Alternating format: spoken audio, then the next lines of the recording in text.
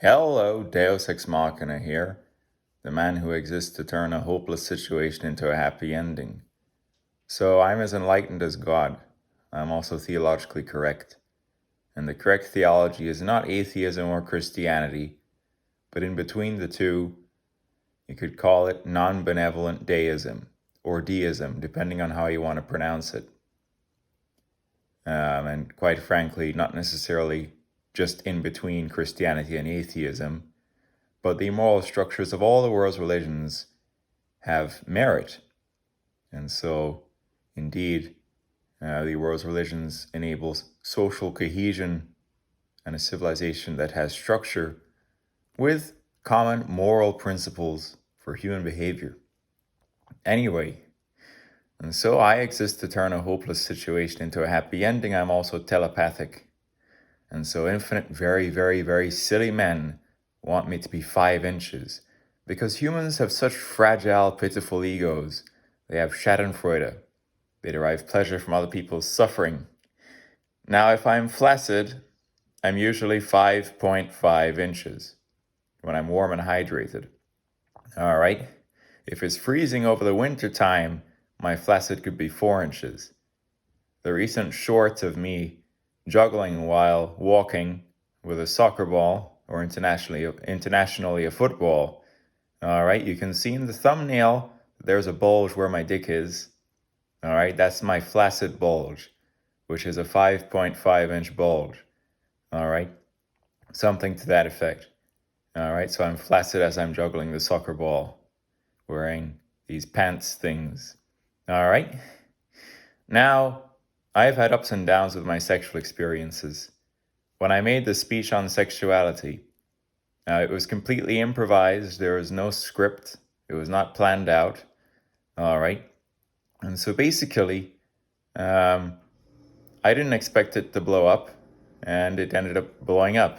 All right. And so some of what I said was pretty profound and improvised.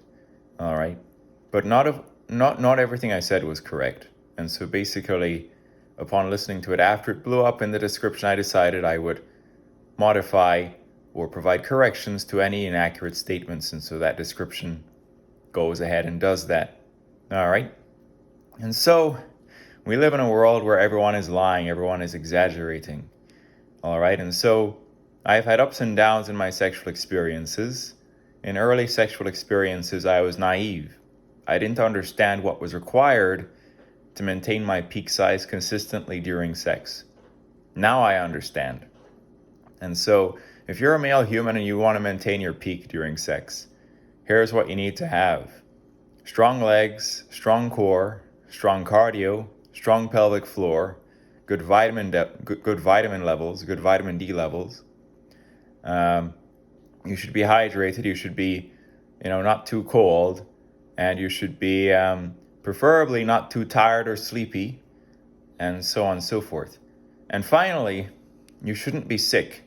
If you've fallen very ill with a very high fever and a virus, this also will lead to reduction from your peak size if you're attempting sex. All right? And so how does a high fever and a virus reduce you from your peak size during sex? Well, a high fever is going to make you dehydrated. It's going to kill your sperm count. And then the flu-like virus, in general, you'll have low energy and low libido. All right? And so in Christianity, they say in sickness and in health. All right? And so when you're committing to your partner, it's in sickness and in health. I had underwhelming sex when I was very sick with a high fever and a virus. And then all the men would say, see, ha, ha, ha, he is 5 inches, because everyone is insecure. And so I can read everyone's mind.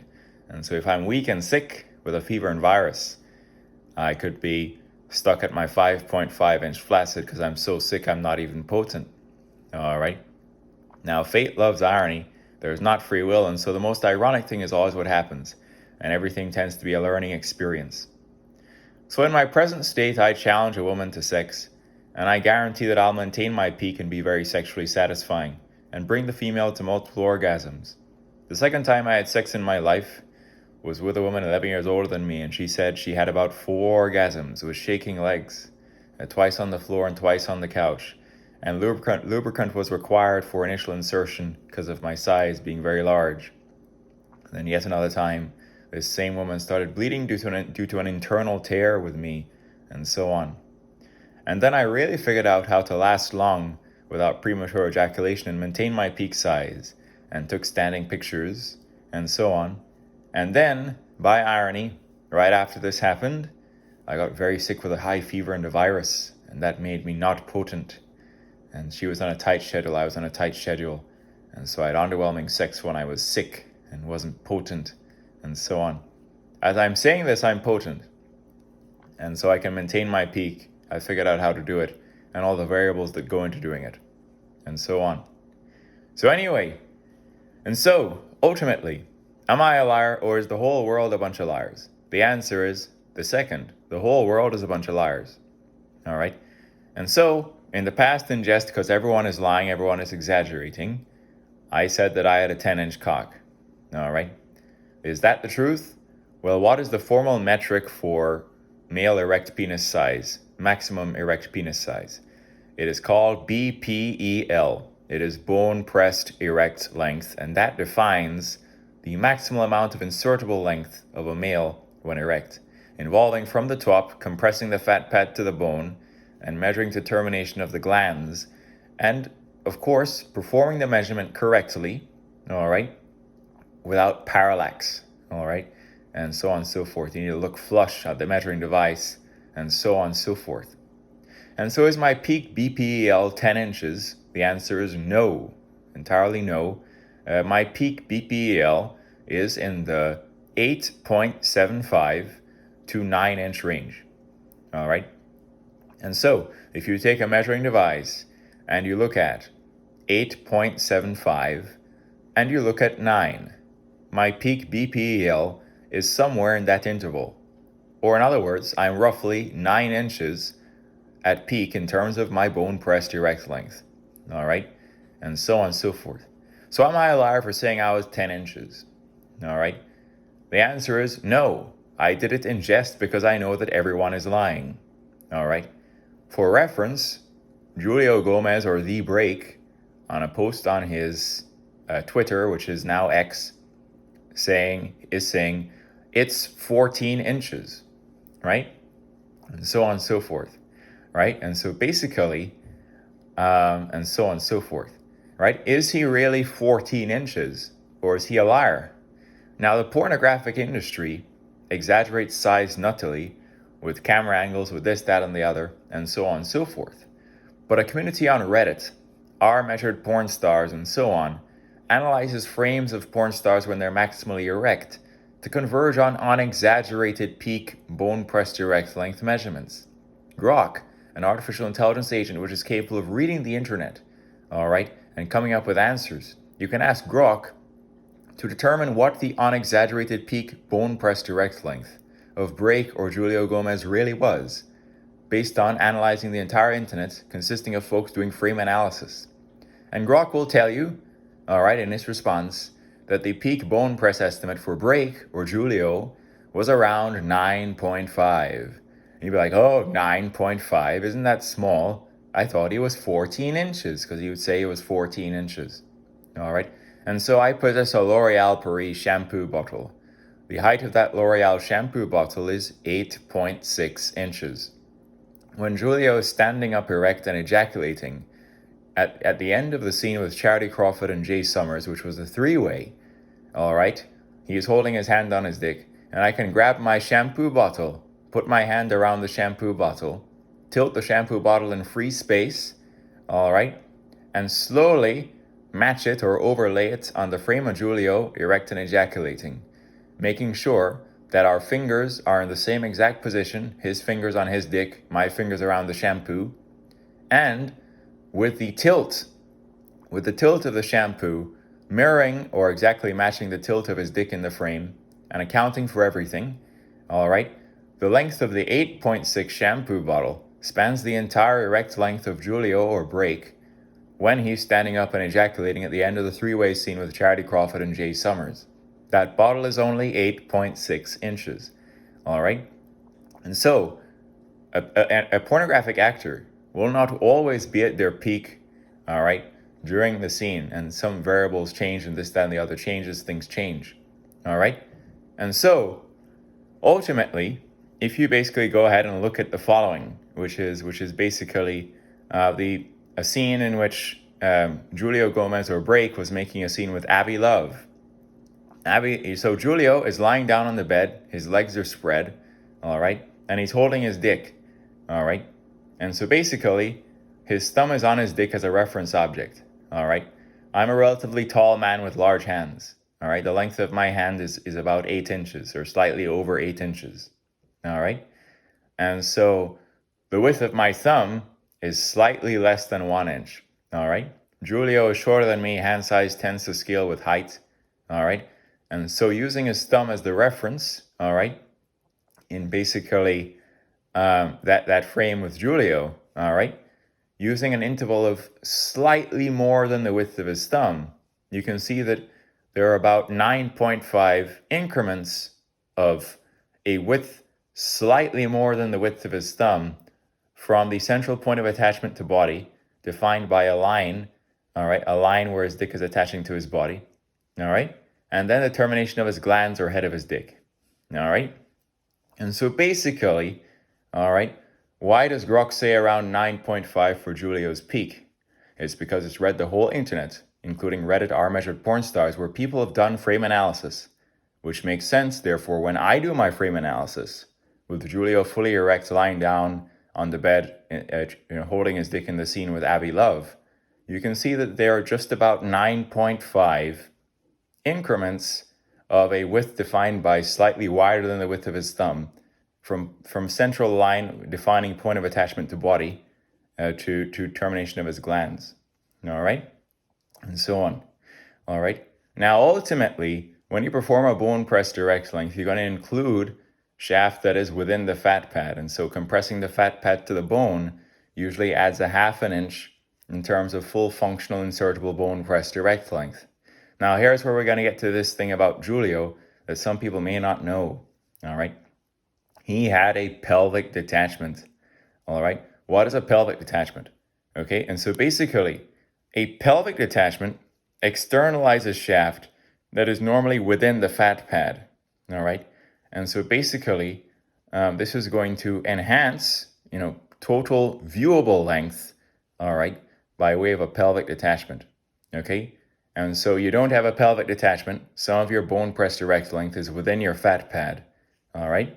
You have a pelvic detachment, then your bone press direct length, the bulk of it becomes externalized viewable length, all right? So you look at the base of Julio's dick, you can see a deformation. That deformation is the visual sign of a pelvic detachment. And when you have that pelvic detachment, instead of some of your BPEL being inside your fat pad, all right, the roughly the majority of the full BPEL is made external or viewable length, all right, and so on and so forth, all right. And so when I say that 9.5 increments from point of attachment to his body to his head, all right, is roughly how I'm seeing that, all right, in terms of the frame with him and Abby Love, all right, that means that basically, because the bulk of his BPEL is sort of externalized, all right, it all makes sense, all right, because his pelvic detachment means that basically his external viewable length is roughly his full bone press, all right. And so I was as well being nice to him, where basically there's like a line that like curves from the sides of his dick where it attaches to his body, and then like curves around slightly, slightly, upwards or slightly further back. And so I used the central point of where that line appears to meet his body. And I found that there are about 9.5 increments of what an inch is from that line to his glans. And so, which is why Grok will say around 9.5. All right. And so on and so forth. Now further, okay, basically here's the thing now. The other thing is the following. His porn profile would say he's 6 feet tall. All right, you could ask Grok as well, what is Julio's real barefoot height given comparison to female co-stars like Alexa Grace? And so Grok was going to say that based on viewer estimation, based on his barefoot height compared to female porn stars like Alexa Grace, he's not 6 foot barefoot. He's more like maybe 5'9". All right. Okay. And so, all right. And so basically, here's the actual truth. Julio Gomez or Break, barefoot, might have been more like 5'9", and his peak bone press might have been more like 9.5. All right. But his bone press has been externalized by way of a pelvic detachment. You can see the sign of it, which is a deformation at the base of his dick. That deformation makes the full BPEL external viewable length. All right. And so on and so forth. All right. And then, being 5'9", 9.5 peak BPEL, pelvic detachment externalizing the full BPEL, and with the deformation at the base of his dick as evidence for that, all right, he'd say it was 14 inches. All right. And so is Julio Gomez or Break a liar? Well, yes. But in the pornographic industry, that lying or exaggeration is commonplace. And so, Julio Gomez Break, in exaggerated porn star world, his profile would say 6 feet tall, dick size 14 inches. In the real world, Julio Gomez or Break barefoot might have been around 5'9", with a peak bone press of around 9.5. Now, 9.5 is huge. And so if you take a measuring device and actually look at what 9.5 inches is and hold that up to your face, you'll be like, wow, that's pretty much a face. And that is correct. All right. And so on and so forth. All right. And so basically, all right, this is the thing. Now, ultimately, I do not have a pelvic detachment. And so some of my insertable functional bone press direct length is within my fat pad, okay? And so on and so forth. Now, men are very silly and competitive, and so men want each other to be wrong, this, that, and the other. I don't care about anything. I literally don't care about anything. I'm just trying to say the truth and turn a hopeless situation into a happy ending. And that involves making love come back and sort of tearing down all the lies, okay? So, once again, is Julio Gomez or Break a liar? Technically, yes, because the pornographic industry exaggerates everything. Is he 6 feet tall and 14 inches? No. He's 5'9" and a 9.5 bone press at peak, in viewer estimation. 9.5. Am I 10 inches? No. My barefoot is 6 feet 3.5 inches, compressing the hair on top of my head, all right, to the skin, all right, with zero exaggeration.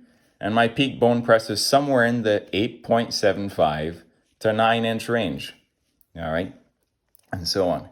And so quite frankly, given that Julio at 9.5 would exaggerate to 14 inches, myself with a peak of 8.8 or 8.9 bone pressed, basically 9, could have exaggerated to 13 inches, all right? And so when I said I was 10, that was even a humble exaggeration. I could have said 13.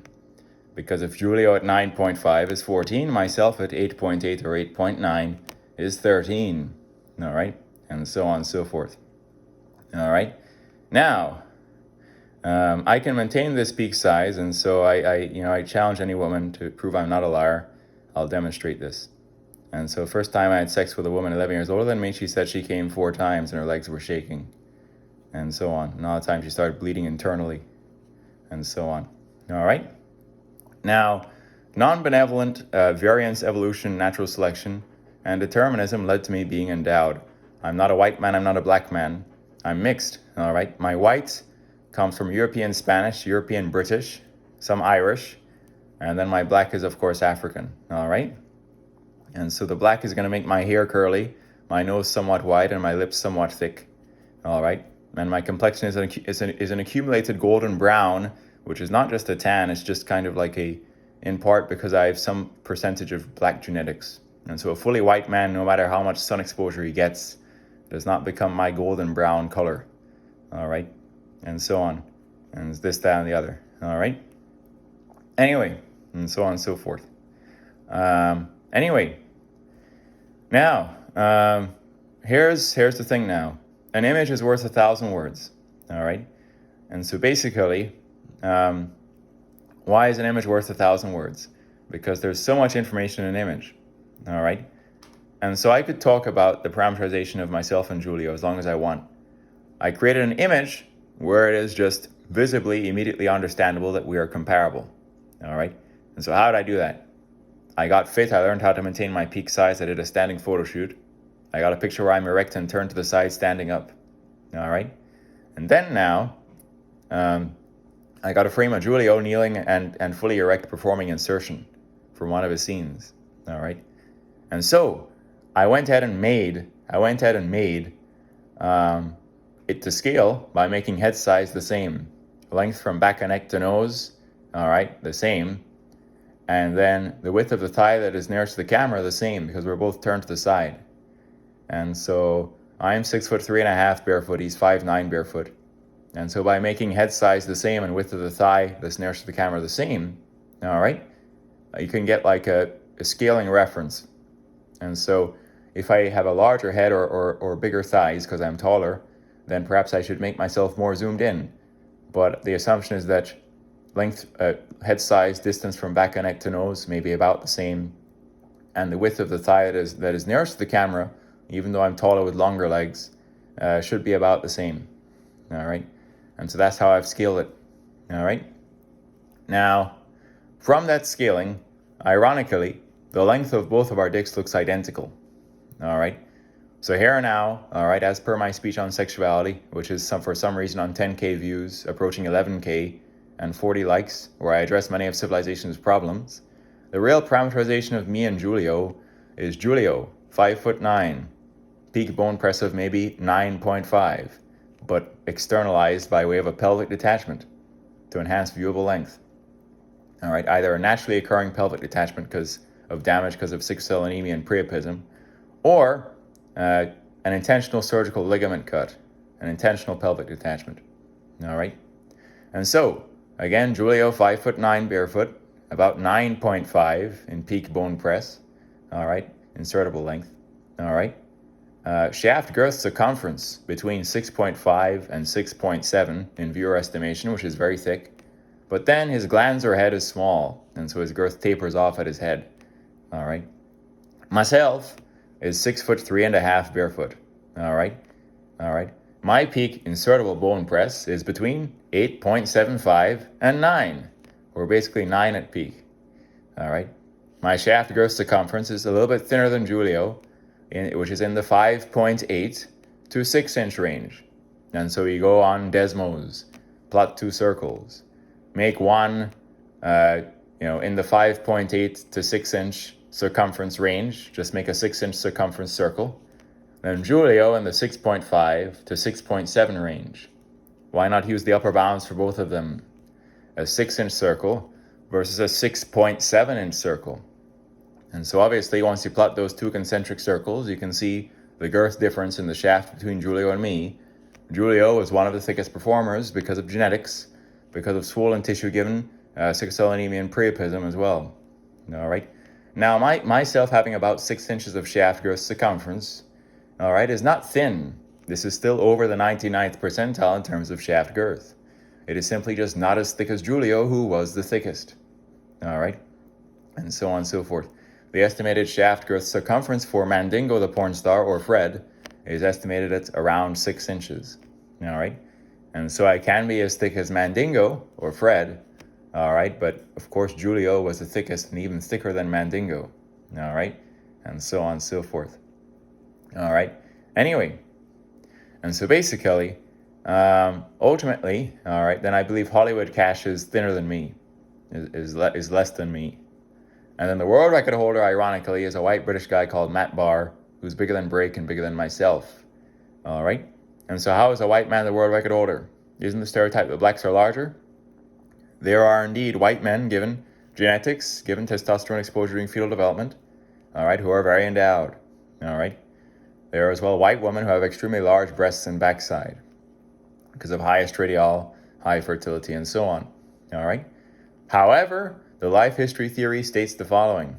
High pathogen exposure and mortality in sub-Saharan Africa led to evolutionary preference and selection favoring males with high testosterone and females with high fertility or estradiol, all right? And so on and so forth. All right, and so the African origin men, on average, have a slightly larger peak bone press, all right, than the white men, on average.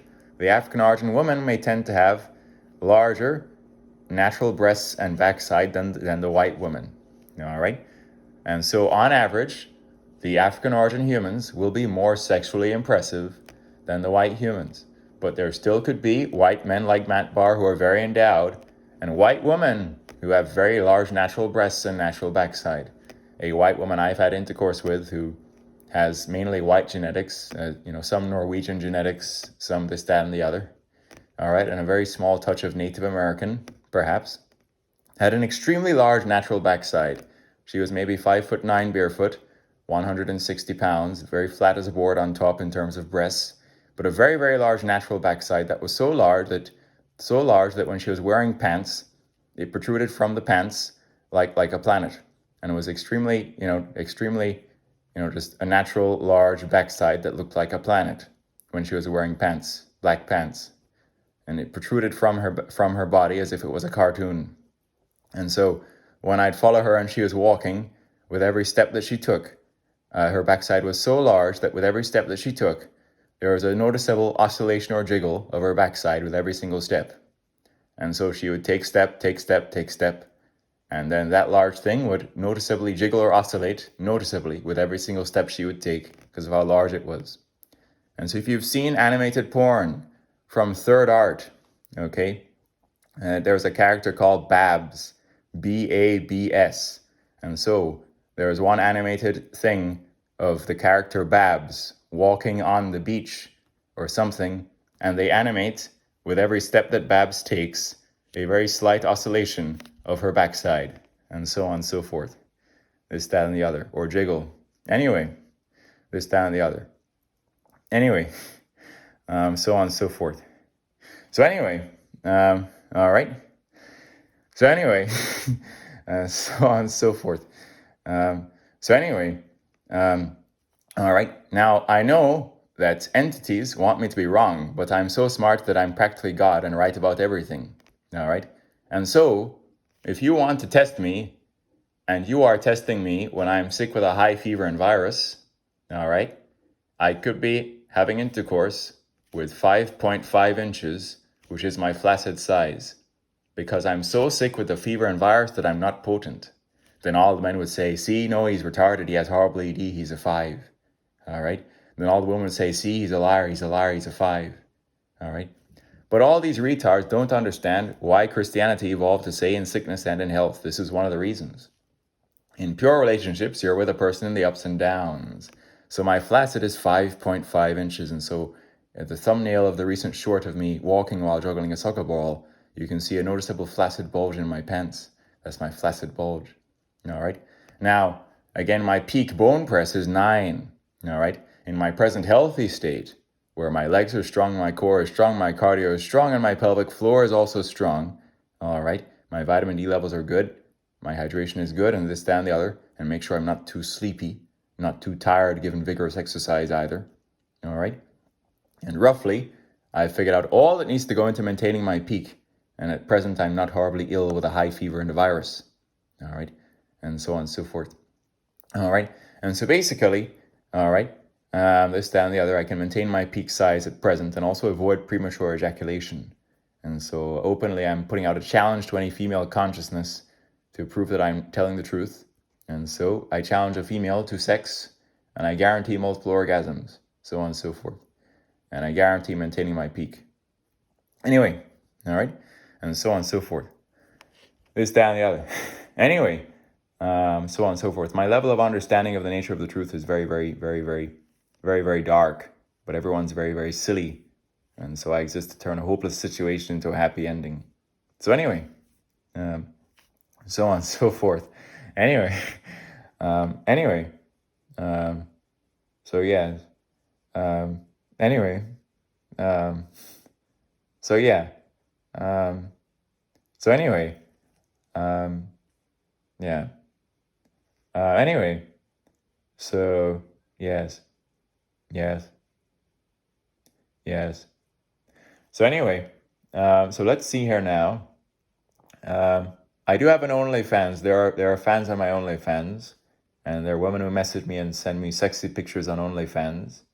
I have a small amount of fans, and my OnlyFans contains the picture where I'm standing up and erect and looking comparable to Julio or Break. All right, and one of my fans has liked that picture and so on. and this, that, and the other. Anyway, and so on and so forth. That picture is unable to be shared on YouTube, obviously, and so on. Anyway, and so, again, an image is worth 1,000 words. In that image, I'm standing up, my barefoot height, midday, compressing the hair on top of my head to skin is 6 feet, 3.5 inches.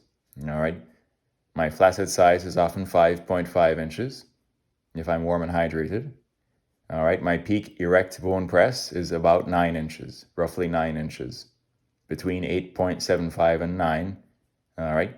My shaft girth circumference is between 5.8 and 6. My glans or head girth circumference is between 6.5 and 6.7, which is absurdly thick.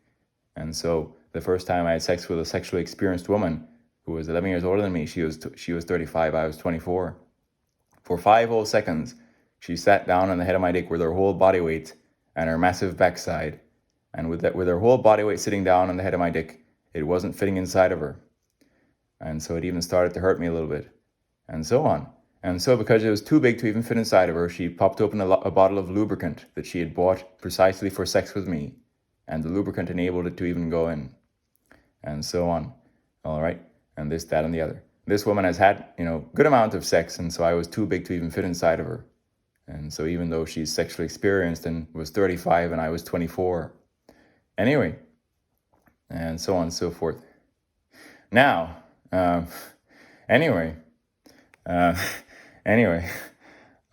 on and so forth. Now, so let's see now, so on and so forth. All right. And so, in the image where I look comparable to Giulio, all right, again, barefoot height, compressing hair on top of head to skin, 6 feet, 3.5 inches, flaccid size when warm and hydrated, often 5.5 inches. Peak bone pressed erect length, about 9 inches. Shaft girth in the 5.8 to 6 range, which is still over the 99th percentile and pretty darn thick, about as thick as the shaft of Mandingo the porn star, or Fred. All right. And then 6.5 to 6.7 girth circumference around my head, around my glans. All right. Then Giulio, his barefoot is like really 5'9". Then his peak bone press is like 9.5. All right.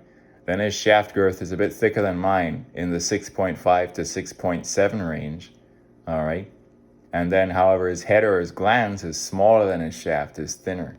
All right. And so ironically, I possess Giulio's shaft girth around my glans, which is why lube was required for insertion, having sex with this much older, experienced woman, because ironically, the thickness around the head of my dick is the same thickness around the shaft of Giulio's dick, and Giulio was the thickest, and so on.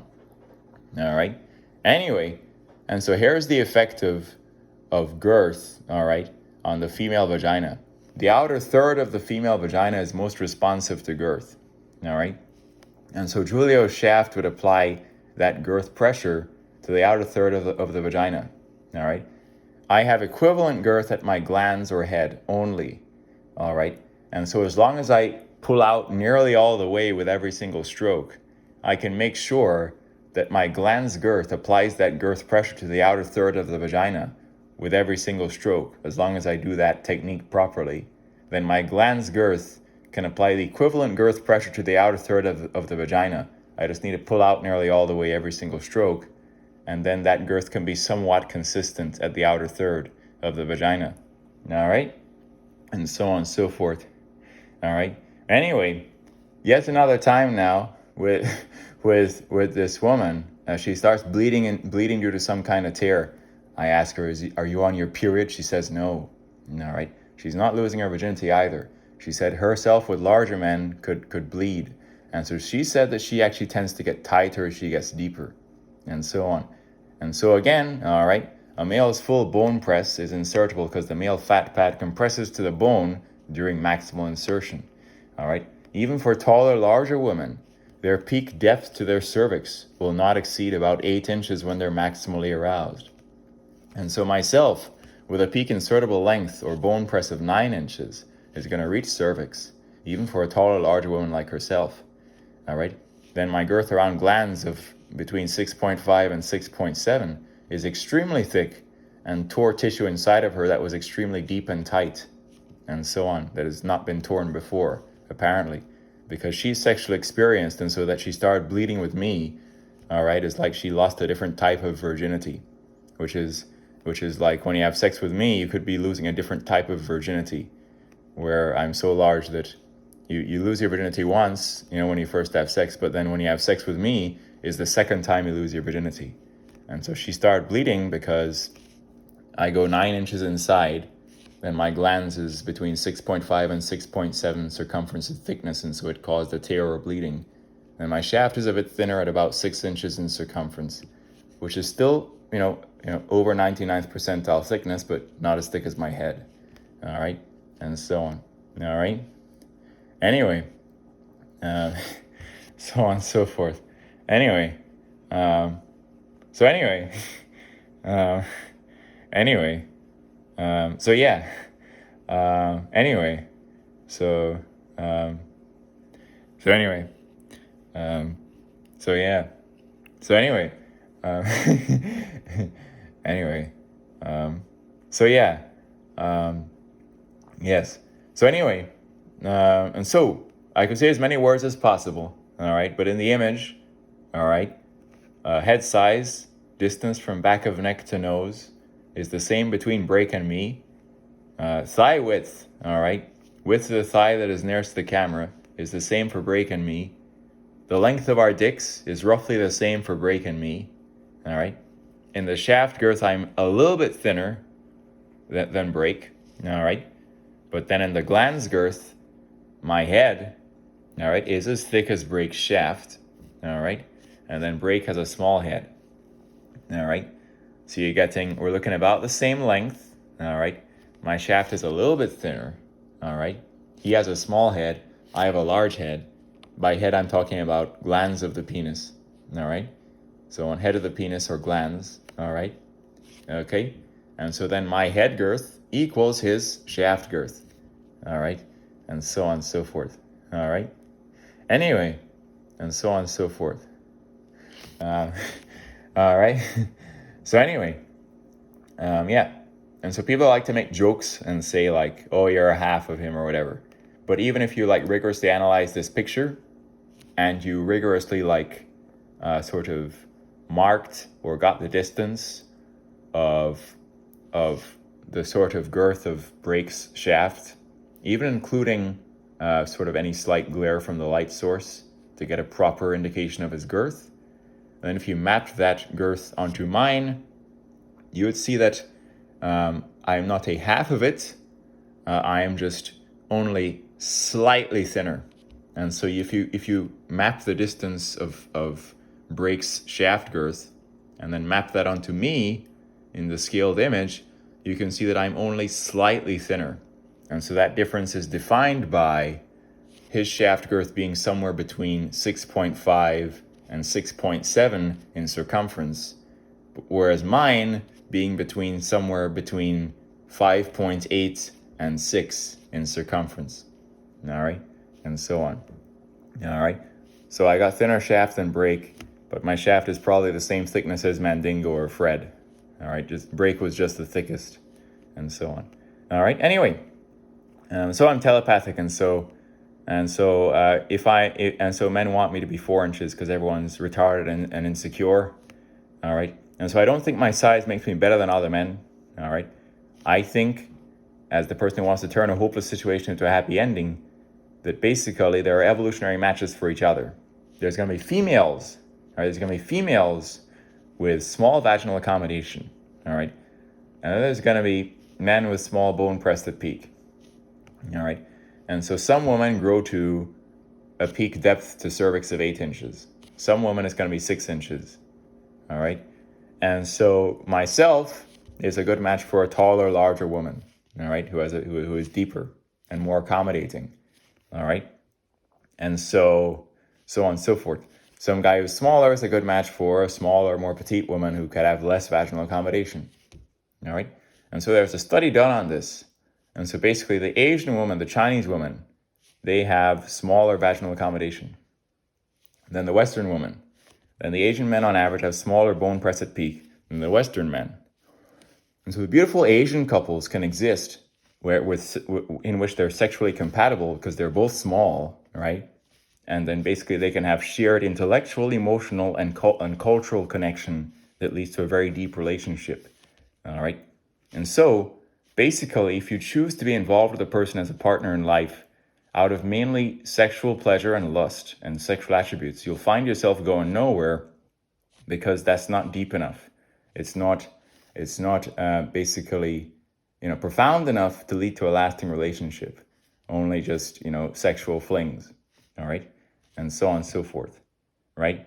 And so what do I mean by a relationship that is purely sexual is not deep enough and is going nowhere, all right? And so I talked to this guy. He said, oh, I married the best ass I'd ever seen, but she was crazy and it didn't last very long.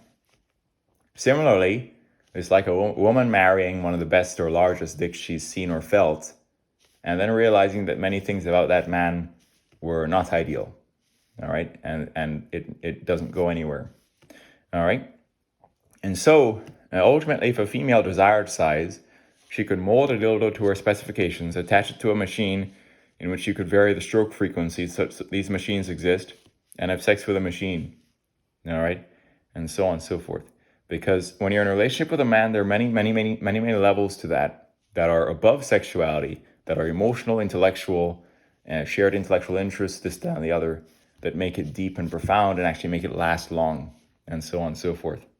All right, so Will and Ariel Durant embarked on an adventure and wrote 11 novels called The Story of Civilization together as a couple, which was an intellectual shared project, and so on. They were an extremely long-lasting marriage. They died within weeks of each other at the same hospital, all right? And so on and so forth, all right? So anyway, and so on and so forth. Now, so anyway, and so on and so forth, all right? So yeah. So anyway, anyway, yeah.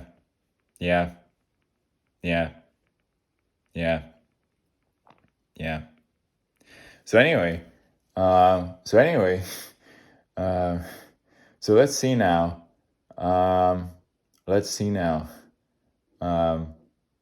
Yes. So, yes.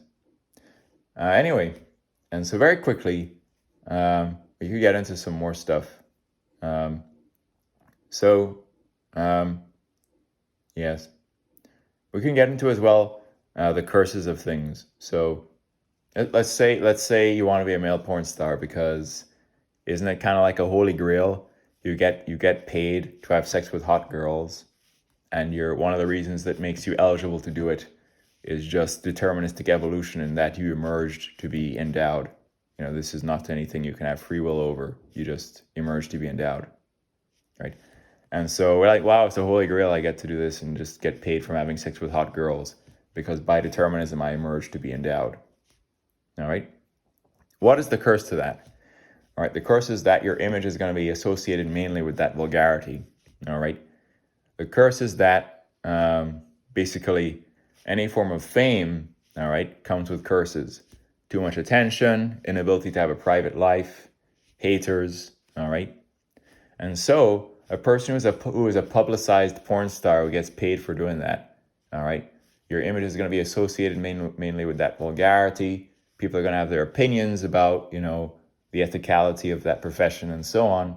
And after you die and you're buried, all right, people are going to mainly remember you for what pornographic scenes you did, and so on and so forth, right? As your main contribution to civilization, all right, as the thing you're most known for, all right, and so on and so forth. And so there are many men, all right, who basically, instead of doing that, they are respected politicians, technologists, engineers, all right, this, that, and the other, all right, athletes, all right, they're contributing to civilization in different ways that are not as vulgar, and so on, all right. And so basically, all right, let's say there's a man who's a technologist, who's an engineer, all right, and that man is happy with the work he does and how he contributes to civilization with the work he does, all right. Basically, all right, then let's say that person has a wife or a partner, and then with that wife or partner, the sexuality, of that couple is kept private, all right, not publicized pornography, all right. Is that inferior to a guy who's a publicized porn star? It is not, all right. There's a curse to being a publicized porn star, a very, very real curse, all right. And so guys who are like happy doing some respectable profession in civilization, who have then a wife or a partner in which they keep their sexuality with that person private, all right, that is not an inferior thing to being a publicized porn star, all right, and so on and so forth, all right. So anyway, so on and so forth.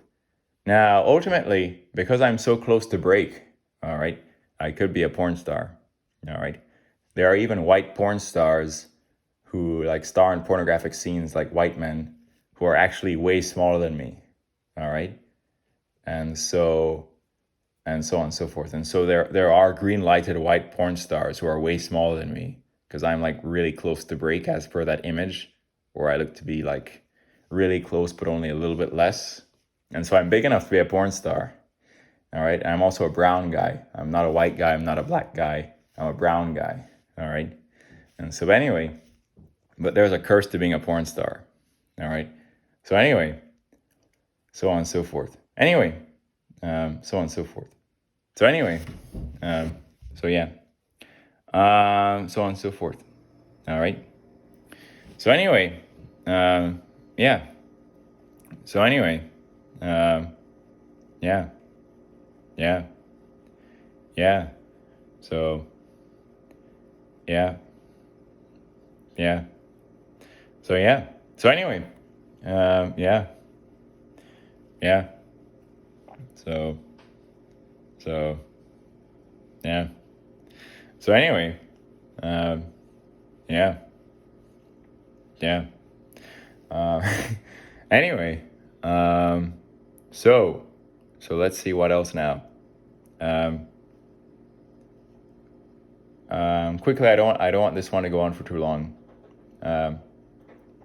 But I'm gonna address theology quickly. I'm gonna address capitalism quickly. So in terms of capitalism, all right, in communism you get this messed up animal farm scenario where everyone is equal except the government, all right, and so ultimately capitalism is a working system, and then communism has really failed, leading to this animal farm scenario. Everyone's equal except the government, and a bunch of messed up stuff, and so on. All right, and so capitalism is good. It's been a working system as compared to communism. All right, and so in capitalism, all right, some person with minimal experience or knowledge can start out at a low level on the capitalistic ladder. As that person gains more knowledge, experience, and ability over time, the person can climb the capitalistic ladder to function at a higher level in the machine, take on more responsibility, have more people work for you, and so on. All right, this, that, and the other. All right, and so ultimately, all right, the system works because basically people who evolve to be very intelligent or very, very, very visionary and very creative evolve to be at the place on the capitalistic ladder that works, that makes the global well-being or majority welfare maximized. Because if you have the right people in the right positions, all right, the people who are smart enough and visionary enough to be at the high places on the capitalistic ladder running the machine, all right, and then creating jobs for the people lower on the ladder, all right, the people solving harder problems per hour, managing more people and making more difficult decisions, earn more money per hour. That's the capitalistic model. All right. And then, however, this leads to, job creation, people who are lower on the ladder still make a good living for themselves. And then if you do it right, all right, people lower on the ladder can acquire wealth and eventually ascend to ownership of vehicles, of homes, and so on, and progress up the ladder. All right. Now, some people, right, hate that Elon is a trillionaire, all right, or something, or he reached trillionaire status, okay? And so basically,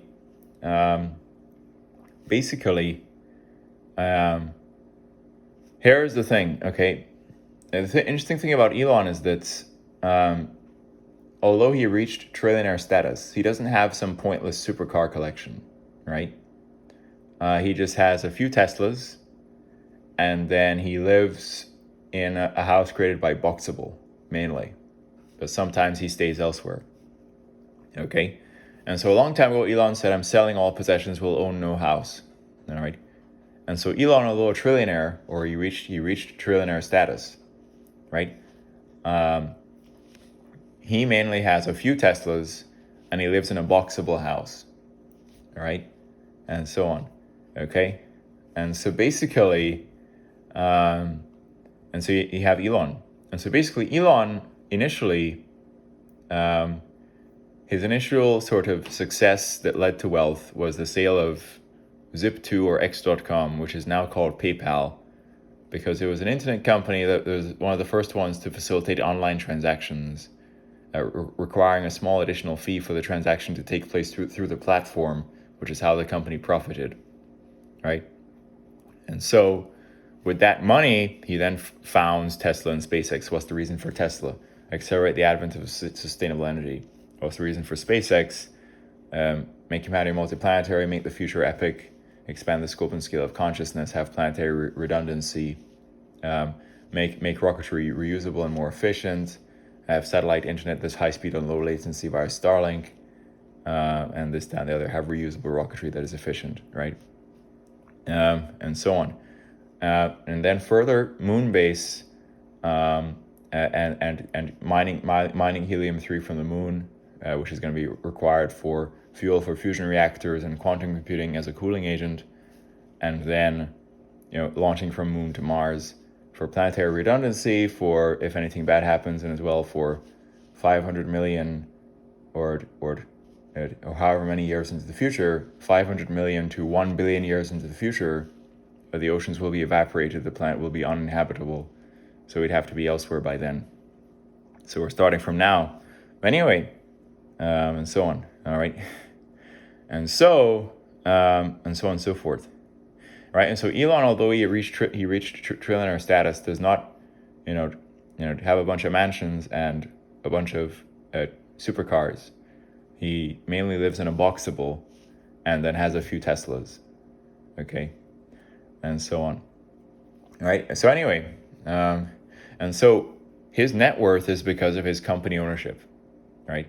And so he is the majority owner in Tesla, SpaceX, the Boring Company, Neuralink, and XAI. Okay. And so when you're the majority owner in a company, you are the person with the most say as to the decision making and the direction of that company, right?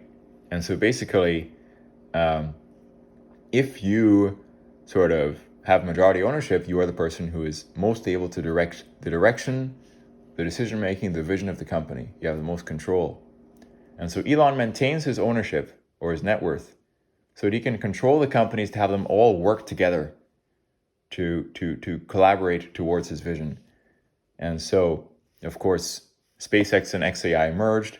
All right, you have SpaceX AI, and then with the whole idea, with the vision of having a lunar sort of mass driver, where you magnetically accelerate them, sort of slabs of compute to escape velocity, and then you sort of have a bunch of slabs of compute in deep space with cold conditions for great operating conditions, and then also harnessing more of the energy of the solar system.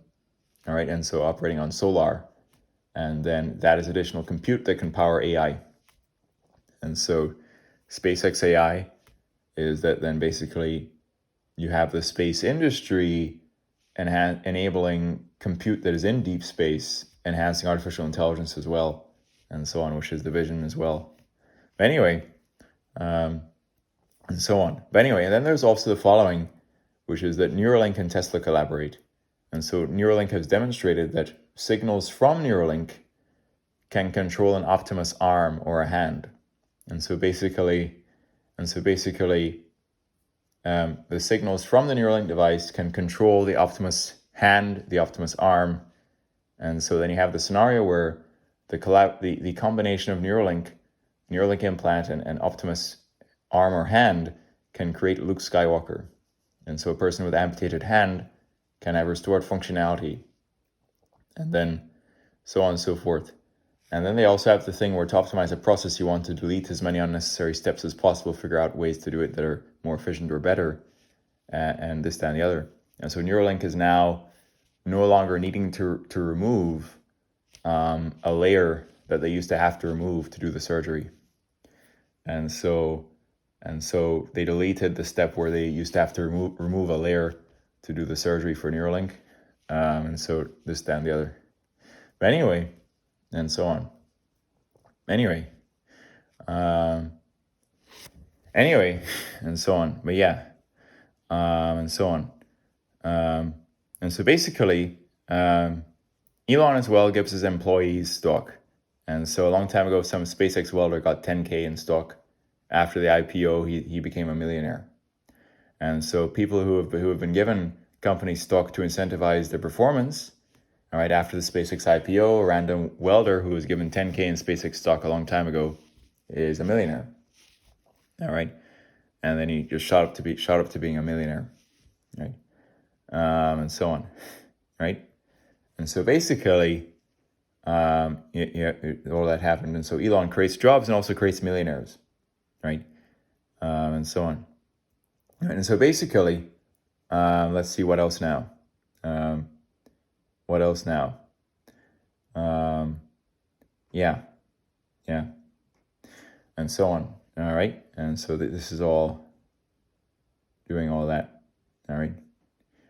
And so capitalism works. All right. However, you could have, sort of, reform to capitalism to sort of, make inequity not as severe. And so Elon could give more percentage of his ownership or stock to employees to like help reduce inequity and so on. Because he says he sees an age of abundance where anyone can have anything they want, facilitated by silicon capita, which is sort of silicon contributors to the economy, meaning large language models that are AI assistants doing work requiring manipulation of information, bipedal humanoid robots doing repetitive things that humans can do in factories and this, that, and the other, and also replacing jobs that people don't even want, that are boring and repetitive. And then even doing things like ironing clothes, folding clothes, being home assistants with high dexterity hands. Optimus can do that. And then as well, you're going to have autonomous vehicles, the Cybercab with wireless charging with no one in it, being a robotaxi. And then the Tesla Semi as well will have full self-driving. And so when you have an economy that has so much silicon capita, meaning contributors to the economy that are AI agents, whether language models, bipedal robots, or autonomous vehicles and semi-trucks, you have an economy that is unlimited because it is gross domestic product per capita. If there is not only human capita, but silicon capita, the economy becomes unlimited. And so then you can usher in universal basic or universal high income. And so you're like, oh, what about the displaced truck driver? The whole thing is that the silicon capita, which is the Tesla Semi with full self-driving, is still transporting the goods. And so, because the goods are still getting transported, all right, the work is still being done in the economy. And so then you can have universal basic or high income for the displaced truck driver. You're like, okay, the truck driver's out of a job, it's done by AI, done by autonomous semi-truck. How is the truck driver earn money? Well, the goods are still getting delivered. And so the money is still there to be paid to the truck driver, right? Who can just get universal basic or high income. All right, because when you have so much silicon contributors to the economy, you can have universal basic income or high income for citizens. All right. And so if work is still being done, but by AI, then the people can get universal basic income without doing any work, which is interesting but true. All right. So anyway, so basically, the cost of goods is going to go down because basically the cost of electricity will be cheaper than diesel for semi-trucks. and then the cost of Tesla Autopilot for the Tesla Semi for semi trucks will be cheaper than hiring truck drivers. And so because of the cost of transporting goods will go down, then the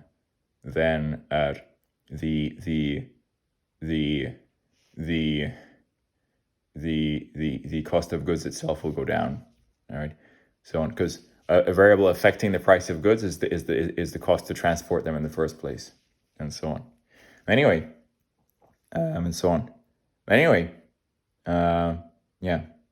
So anyway, yeah. Anyway, so on and so forth. So anyway, yeah. So anyway, yeah.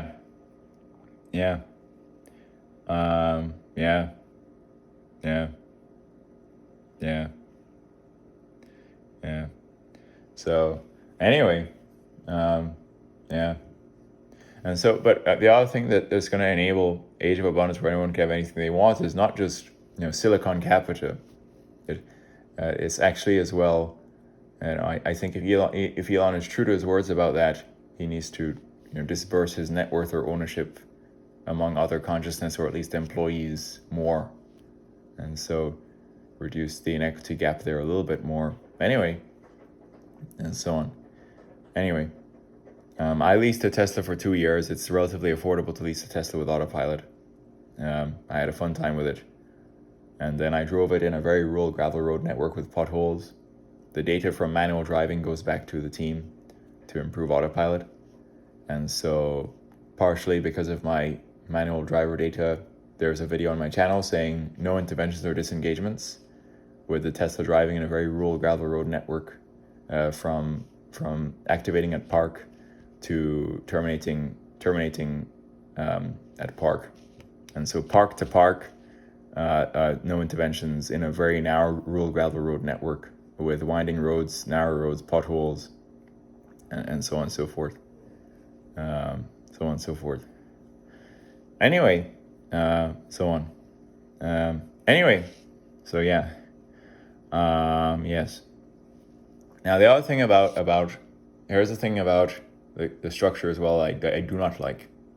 So we talked about capitalism. The other thing is about entertainment, and especially athletic entertainment. All right. And so Cristiano Ronaldo is the world's highest paid athlete. And so his yearly salary playing for Al Nassr, or how the hell you pronounce it, Al Nassr in the Saudi league. I've never actually heard how that's pronounced, so I suppose it doesn't matter. Anyway, Ronaldo playing in the Saudi league in his 40s, all right, has been earning over $200 million in a single year, all right, and so he's the world's highest paid athlete, all right, and so on. Now, how in the hell is that possible? Okay, and so basically, how do athletes make money?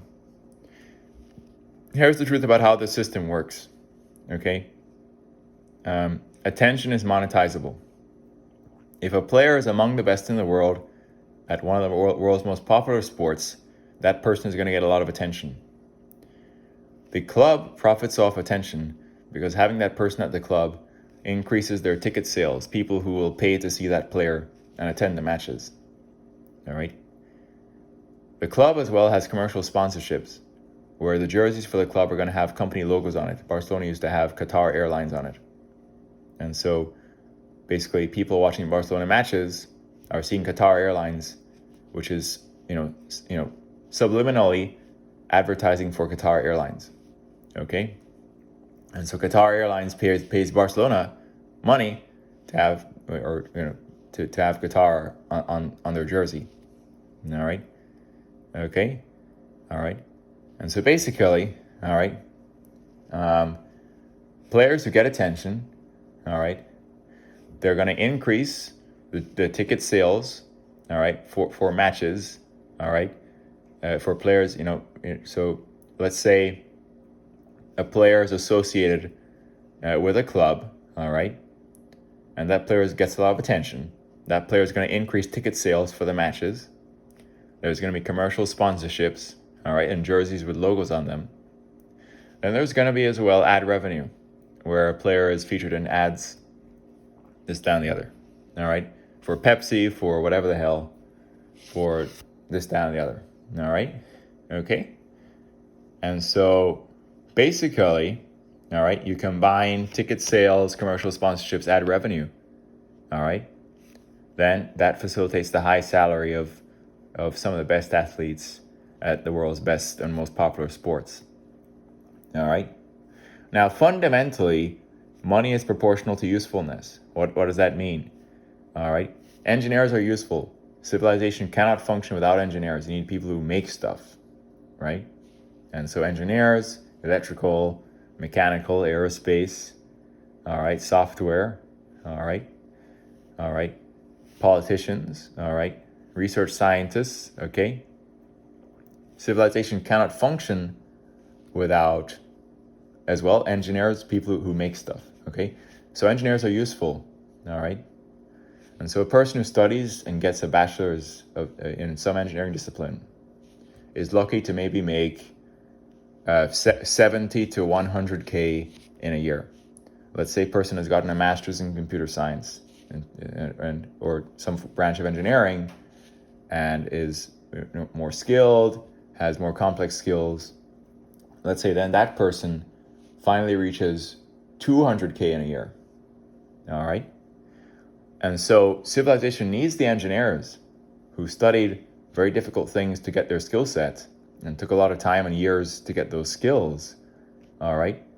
But those engineers, all right, with degrees are lucky to make bachelor's degree, 100K, maybe master's, you're more experienced, 200K, all right? All right? But they're doing useful stuff in civilization. Civilization needs those engineers to function. They need the people to make stuff and to understand technology, all right? Soccer players, all right, the world's best soccer players, they skipped college, all right? And so Cristiano Ronaldo threw a chair at his teacher when he was 14 years old because he got angry. That led to him getting expelled. Then from then he focused on soccer. Then he became the world's highest paid athlete. And well into his 40s now, all right, he's been earning $200 million, over $200 million in a single year, all right? And so I'm saying again, over $200 million in a single year, all right? Okay, and so that is, again, attention, okay? And so you're like, okay, how is money proportional to usefulness, okay? Engineers are doing useful stuff, they're earning money, all right? But an engineer with a master's could make 200K in a year, whereas Cristiano Ronaldo makes over 200 million in a year. Is Cristiano Ronaldo more useful to civilization than that engineer? And so here's where it gets somewhat dark. In a way, he is. Why? He's useful to the club that he plays for because the attention he gets increases their ticket sales, people who want to watch the match. He's useful to the companies that are doing commercial sponsorships with him because the attention he gets makes their products popular. He's useful for the ads he appears in and the products he associates himself with because the attention he gets in his image increases the sales of whatever product. And so Ronaldo, who gets a ton of attention and also has a very marketable and aesthetic and attractive appearance, and it's like fashion deals as well and sponsorships, all right? The amount of attention he gets makes him useful to the club he plays for, to the companies that do commercial sponsorships, to the companies that feature him in ads, and then of course the companies, their sales of their product increase because of associating Ronaldo's attention with their product. All right? The attention Ronaldo gets with their product. All right? And so, all right, an engineer, although skilled and a nerd, who makes 200K in a year and took a while to get a master's to be able to be that good. All right? Ronaldo, over 200 million in a year. Okay? And so how is Ronaldo that much more useful than a trained engineer? The answer is when you're among the best in the world at something and you get so much attention, that attention is useful to the club he plays for, increased ticket sales, to the companies that do commercial sponsorships and partnerships with him, and as well the ad revenue, featuring in ads, increasing the sales of that company's product. Okay? And so a person who gets massive amounts of attention is massively useful to club they play for, companies they're in partnership with. All right? Increased ticket sales, increased sales of whatever companies he's partnered with, their products, and so on. All right?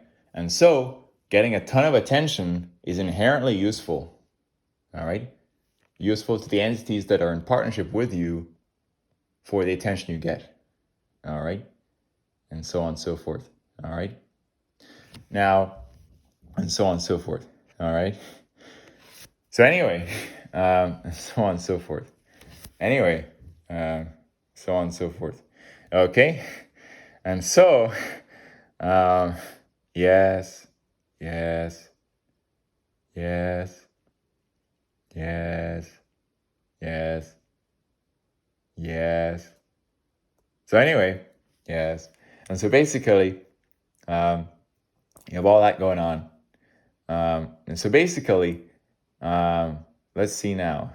So on and so forth. So on and so forth. So, I was raised by a single mom.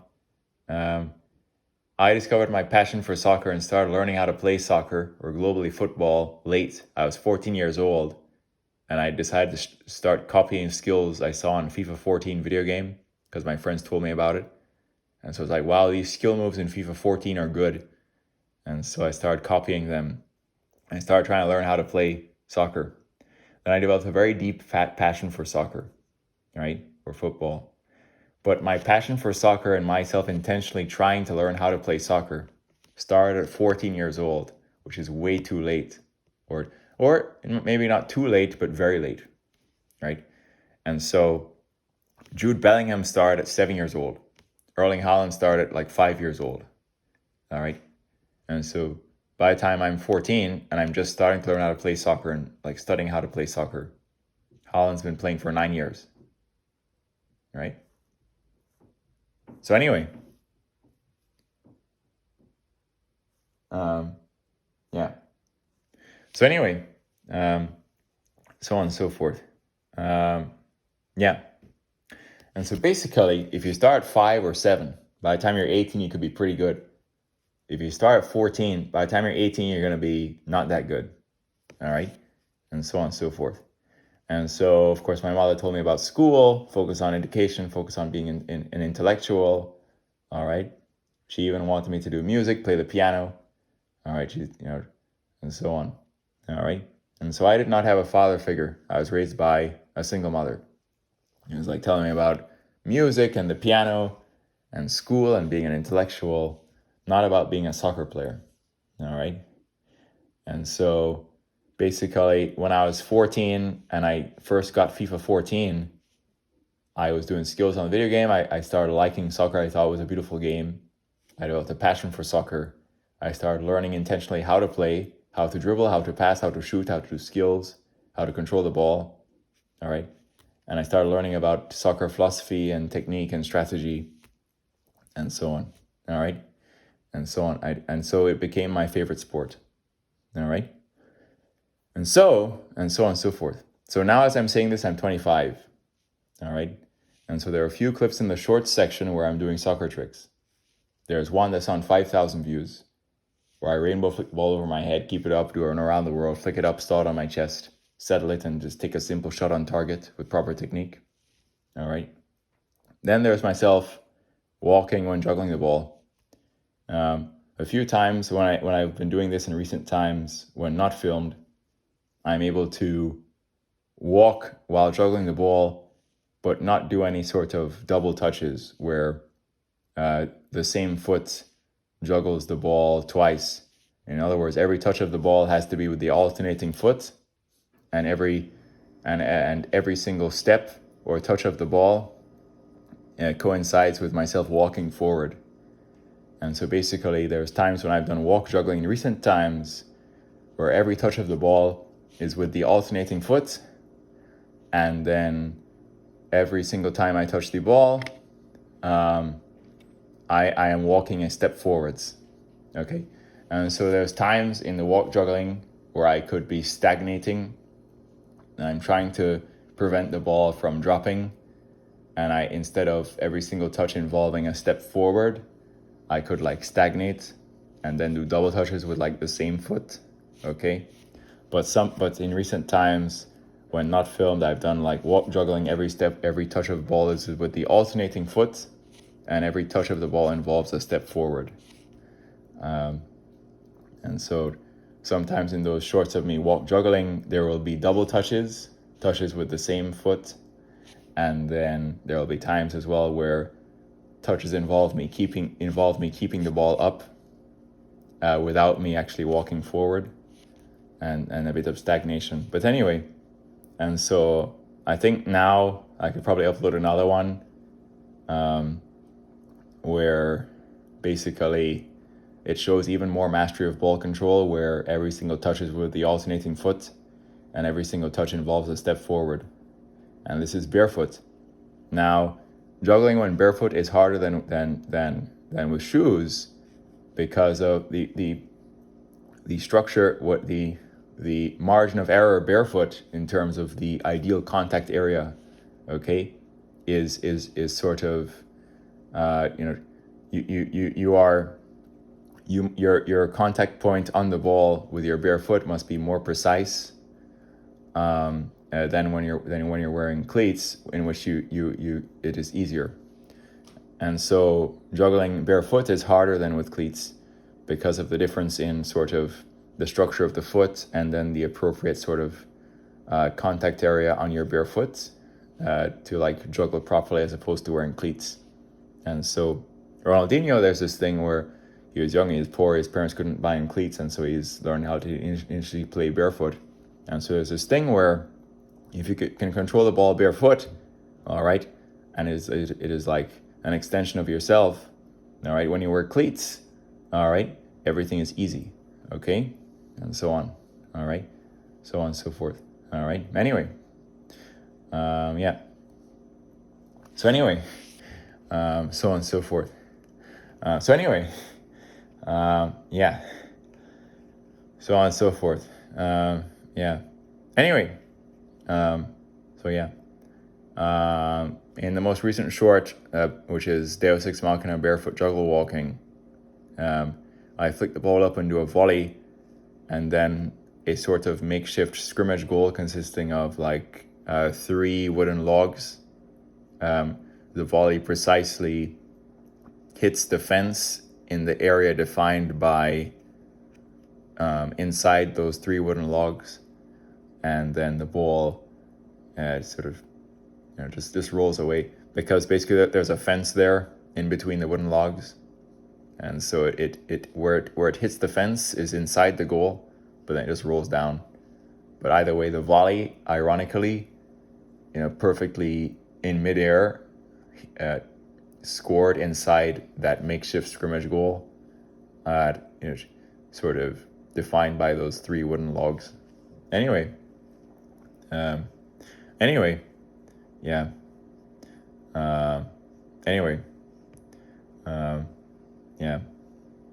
Anyway, so yeah. Anyway, yeah. So anyway, so let's see now. Yes. So anyway, so let's see now. In regards to like capitalism and reducing inequity, all right. So these top, athletes in soccer, many of them, like including Marcus Rashford, use their money to like reduce inequity, and so Marcus Rashford has used his influence and some of his earnings to do stuff in relation to childhood poverty, right? And so that's good, all right? So some of the pros with that influence and money, Marcus Rashford is like, okay, I'm doing some stuff to impact childhood poverty, right? And so, but then you have the disgusting side of it, which is that you have pros with pointless supercar collections. And so you watch the movie about Cristiano Ronaldo, he has like a big supercar collection, it's pointless, all right, and then so on and so forth, all right? And so keep on wanting more and more, and then it's all pointless. And so there's enough money and resources to go around, but the human ego and greed and selfishness always leads to these problems. And so having multiple supercars is pointless.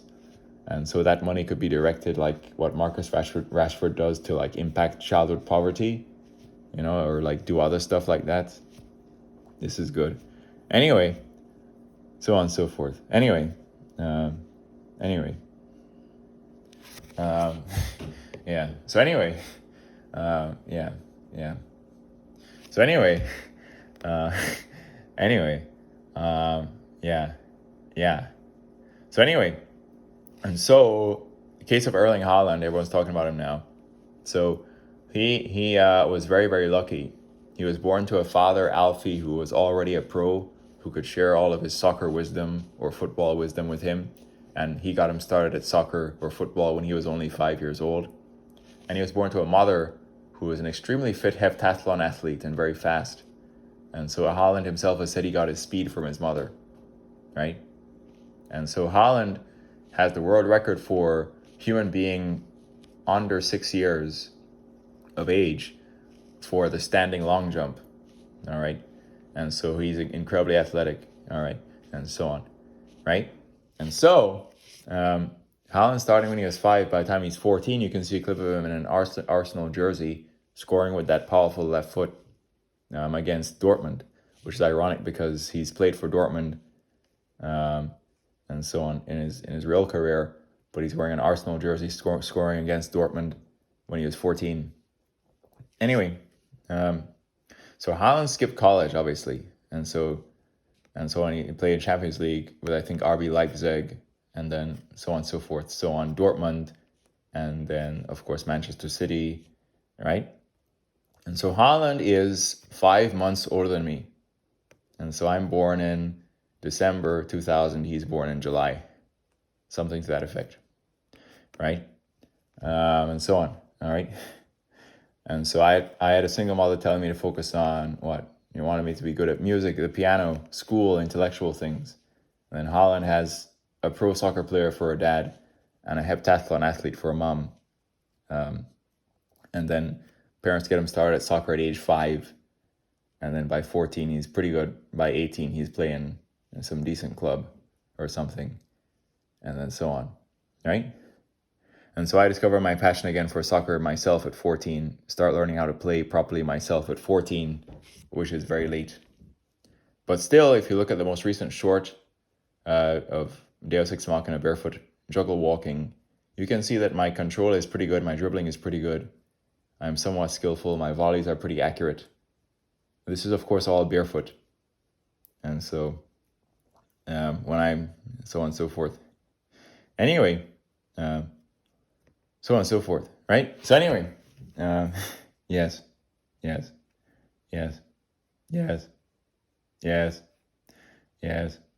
so on. So anyway, and so Haaland as well, his father, Alfie, his net worth was like $5 million because he was a pro. And so Haaland did not grow up poor. And then basically, Haaland's net worth now exceeds 100 million, right? And so basically, he actually has a supercar collection worth $12 million, consisting of Rolls-Royce, Bugatti, Tourbillon, Lamborghini, Ferrari. And so the Bugatti Tourbillon is like $4 million alone. And basically, that is the crown jewel of his car collection. Give me one moment.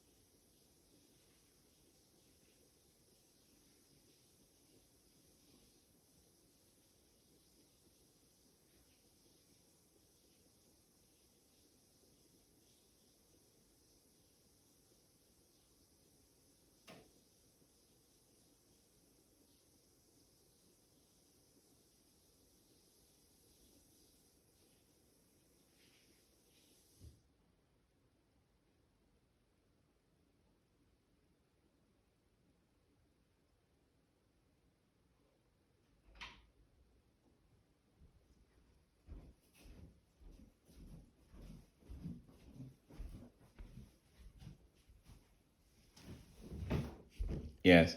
And so, yes, yes.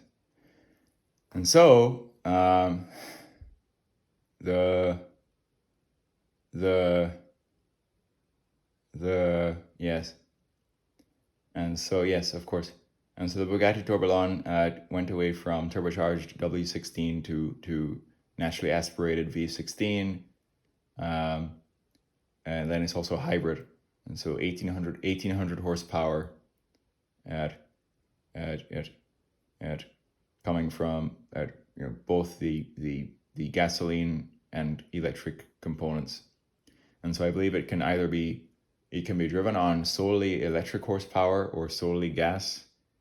And then, of course, if it's both charged and has gas in it, you're getting the full 1800 horsepower and so on. And so anyway, and so that is like a $4 million vehicle. That is the crown jewel of Holland's $12 million car collection. And of course, the speed indicator is actually an analog component resembling a watch, because the Bugatti Tourbillon is referential to a watch, and so on. Anyway, and so basically, all right, Bugatti does not go out of business because there are people rich enough to buy the cars. Okay, but fundamentally, the amount of money that is the Bugatti, $4 million,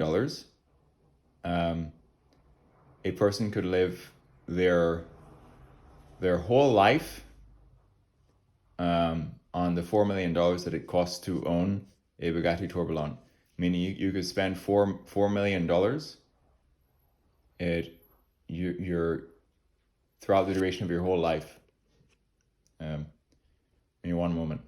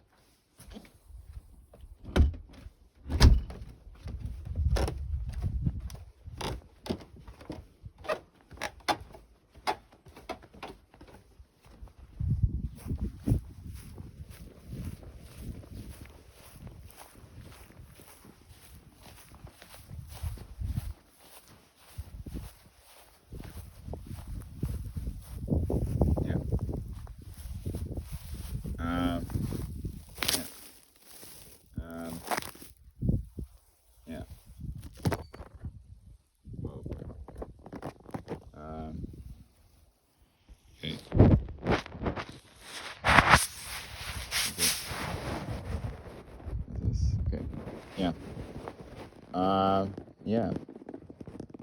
So, yeah. Yeah. And so once again,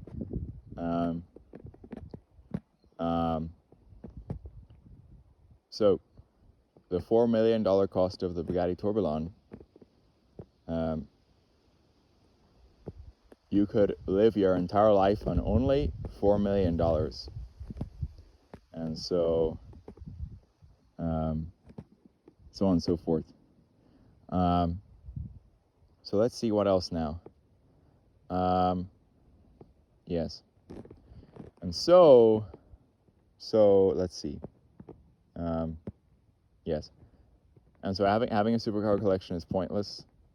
And so I respect, Elon more for what he does with his wealth and influence than Holland. So Holland, on vacation is on some yachts, and then posting a YouTube video about reacting to memes of him, and then he's of course getting views on YouTube and trying to monetize his YouTube, and blurring out brand names in his YouTube videos that he doesn't want to give free advertising, and so on. And so, even YouTube now, he's doing this stuff where he's getting more attention about meme reactions and then all this stuff, and so on and so forth. So anyway, and then he's on vacation on some yacht, and so on. Anyway, and then driving around with his girlfriend in some supercar, so on. Anyway, his girlfriend was the person who actually reached out to him because, evolutionarily speaking, once you reach a certain level of where people can realize or see that you're successful and desirable, then you don't even have to try to approach girls. Girls just approach you. And so once you're at a certain level, girls will just approach you. And so his girlfriend used to play soccer and so on. And then when that person saw what he was becoming, that girl reached out to him first and so on. And so when you're a male and you've reached a certain level, you don't have to approach girls. Girls just approach you because of evolutionary desire, and you're just desirable, and so on. And so if Haaland, didn't end up being Haaland, maybe that girl wouldn't have reached out to him, all right, and so on, right? Anyway, right? So anyway, so on and so forth. Yeah. So anyway, yeah. Yeah. Yeah.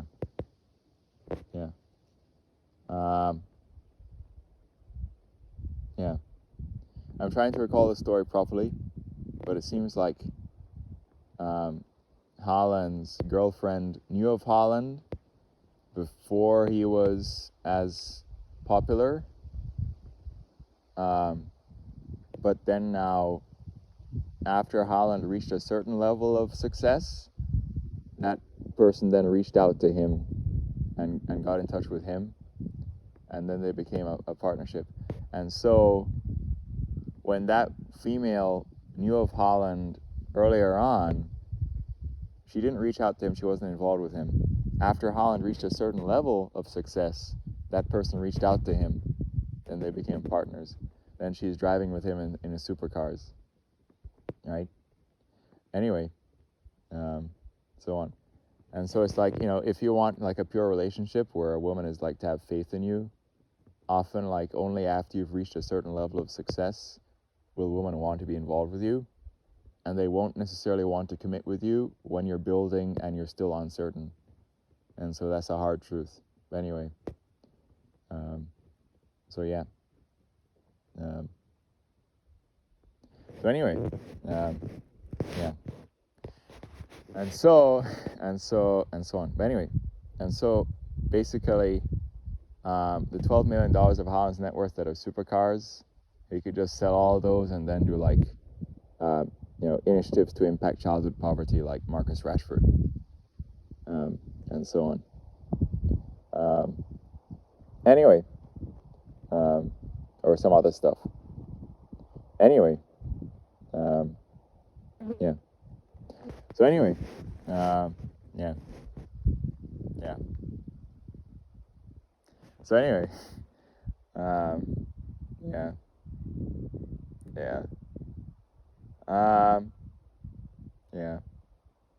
Yeah. So anyway, yes. Yeah. So anyway, so I am 25. I'll be 26 in December. Lionel Messi plays until 39. Ronaldo till 41. There is a keeper for Cabo Verde who didn't become a pro until he was 25, and then he had a clean sheet against Spain in the World Cup recently. And so the keeper for Cabo Verde, who had a clean sheet against Spain, wasn't a pro until 25. And so there's people who go pro late. Am I good enough to do that? I hope so. And so I will try and train to go pro late and maybe play until 40. I potentially could do it. I'll try and do it. And if I end up earning decent money, I would not spend it on supercars and any nonsense. I would use it to try and reduce inequity and make the world better. Anyway, so on and so forth.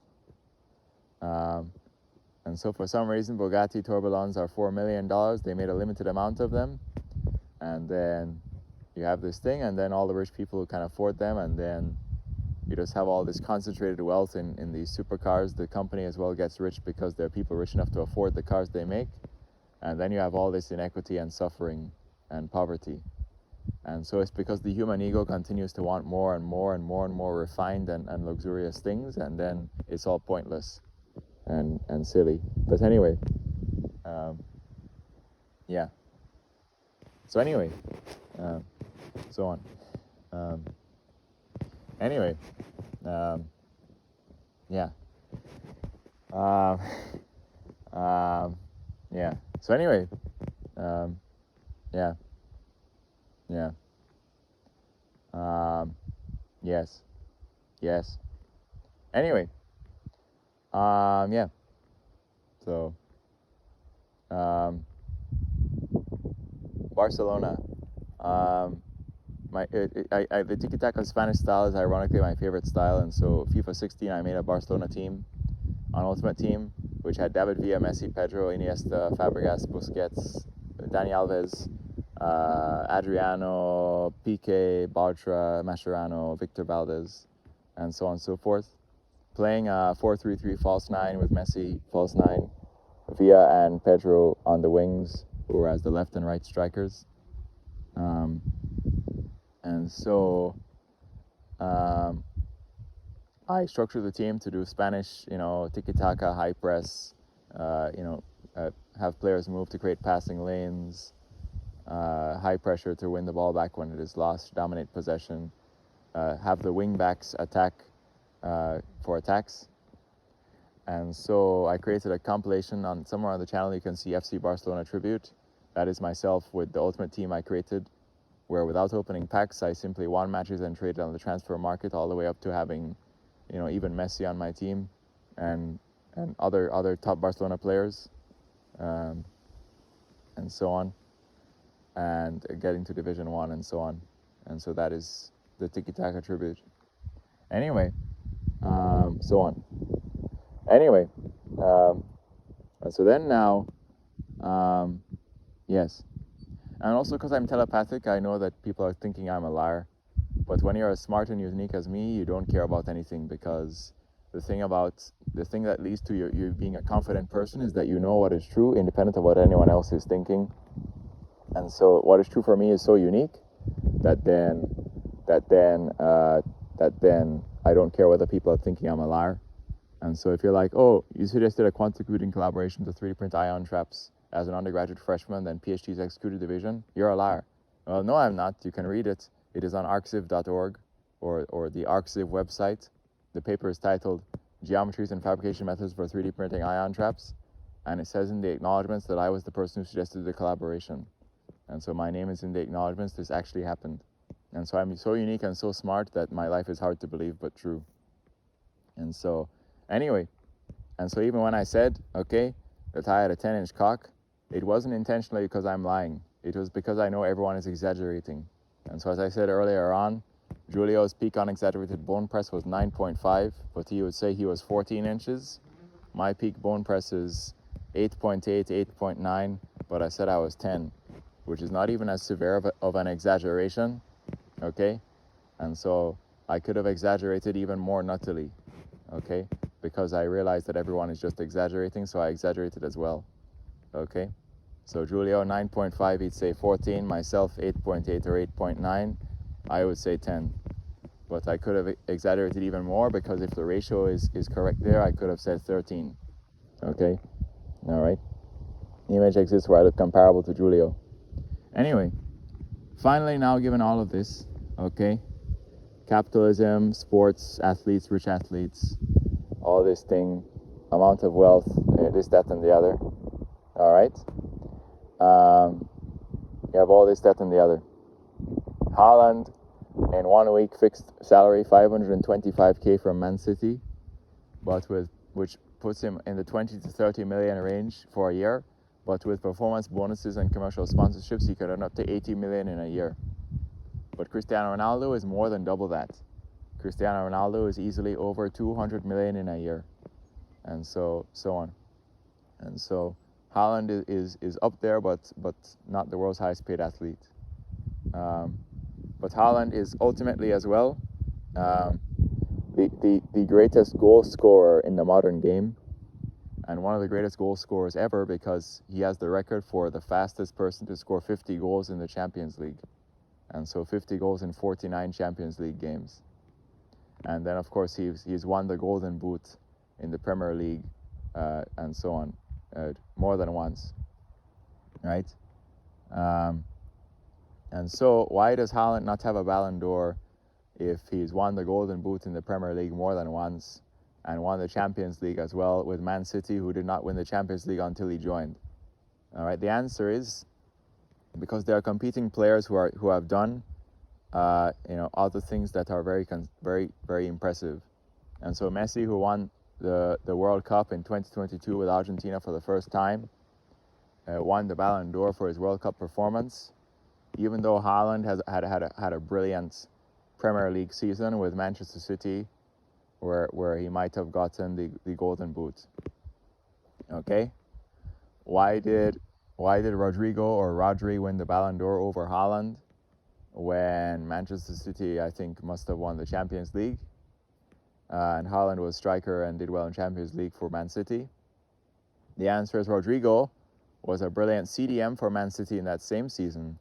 He scored the winner in the final of the Champions League for Man City, the long shot, and his defensive brilliance and tiki-taka possession, passing, and defensive awareness is the defensive sort of backbone and engine of the midfield.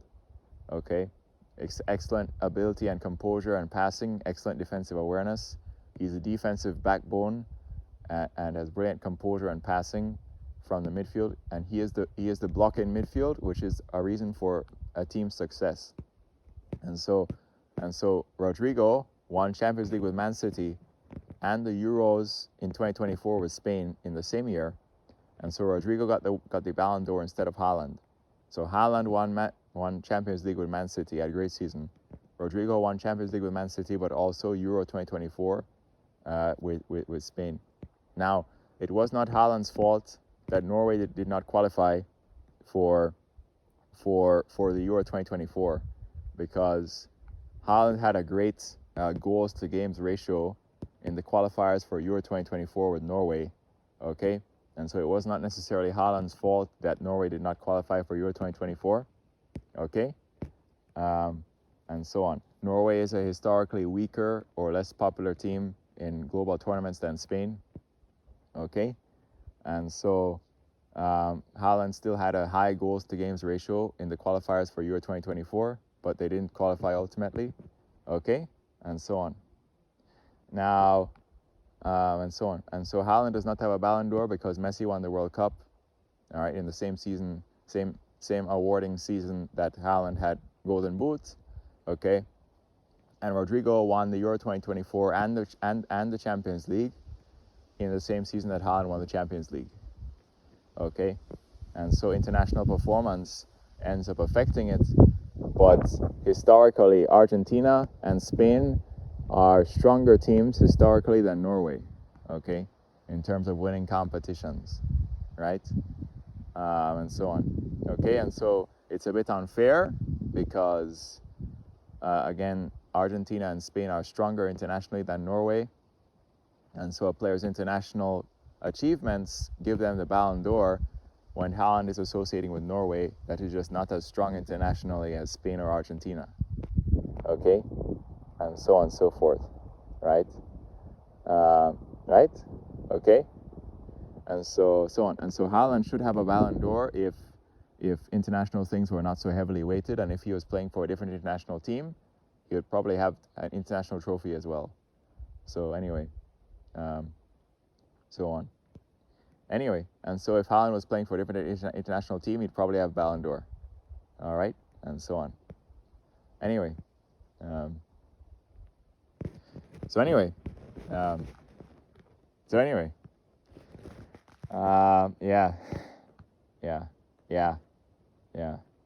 So anyway, so on and so forth.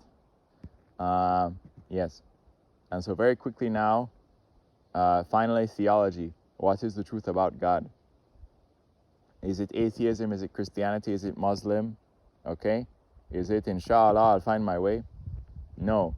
It is non-benevolent deism. Okay? There is God. Okay? It is not benevolent. You cannot pray to it. You cannot talk to it. Okay? And so basically, God designed the universe, which is a machine, to conserve energy, charge, and angular momentum. Angular momentum conservation is why the whole planet is spinning towards the east. This is why a figure skater spins faster when she brings her mass towards the center of her body. Okay? Energy conservation is why there are fruits on trees, which are chemical potential energy, because the sun's energy enables, via evaporation on the leaves and negative pressure, for water to go up into the tree, and then for the sun's light to impinge the leaves with chlorophyll to lead to production of starch. Okay? And the starch fattens out the fruits with fructose and sucrose, which is chemical potential energy. Okay? And so when a person is eating fruits, body and saliva and digestive system converts chemical potential energy into energy to move around and think. And so the fabric of our reality is conserving energy, charge, and angular momentum, designed by God. And so that is intelligent design, that is God. The world's religions evolved as humans constructing delusions in benevolence with moral principles. And so basically the moral principles of the world's religions are good for social cohesion and structure. Okay?